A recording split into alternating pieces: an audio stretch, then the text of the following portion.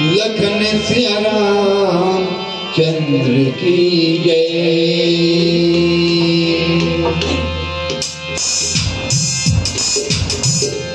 दाई दादा ला बनाए चारों धाम गजानन, तब होई ते तोरे नाम। दाई दादा ला बनाए चारों धाम गजानन, तब होई ते तोरे नाम। दाई दादा ला बनाए चारों धाम गजानन, तब होई ते तोरे नाम। दाई दादा ला बनाए चारों धाम गजानन, तब होई ते तोरे नाम। दाई दादा ला बनाए चारों धाम गजानन, तब होई ते तोरे नाम। दाई दादा ला बनाए चारों धाम गजानन, तब होई ते तोरे नाम। दाई दादा ला बनाए चारों धाम गजानन, तब होई ते तोरे नाम। दाई दादा ला बनाए चारों धाम गजानन, तब होई ते तोरे नाम। दाई दादा ला नाम करके सब भवन परिक्रमा करके, दाई दादा ला नाम करके सब भवन परिक्रमा करके, पूजा करते गिरधारी। दाई दादा ला बनाए चारों धाम गजानन, तब होई ते तोरे नाम।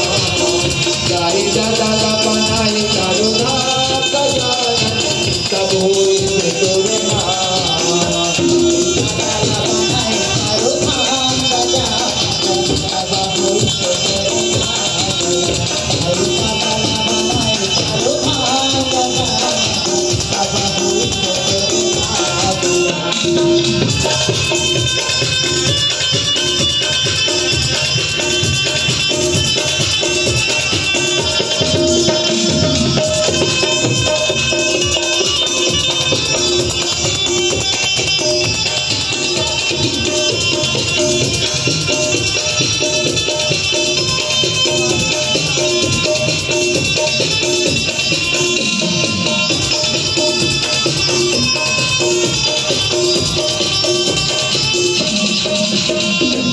कहाले कैसे बुद्धि पाए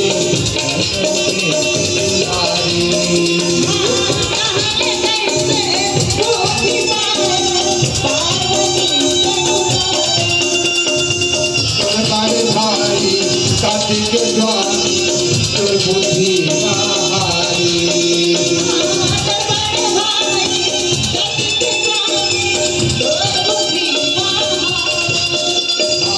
कहाले कैसे बुद्धि पाए पार्वती के दुलारी।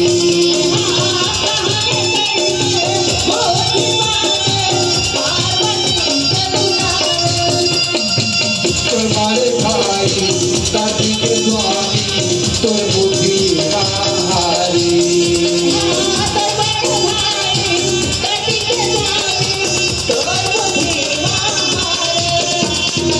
मजू चढ़ैया ऊपर में उड़ के, उसको चढ़ैया धरती में घूम के।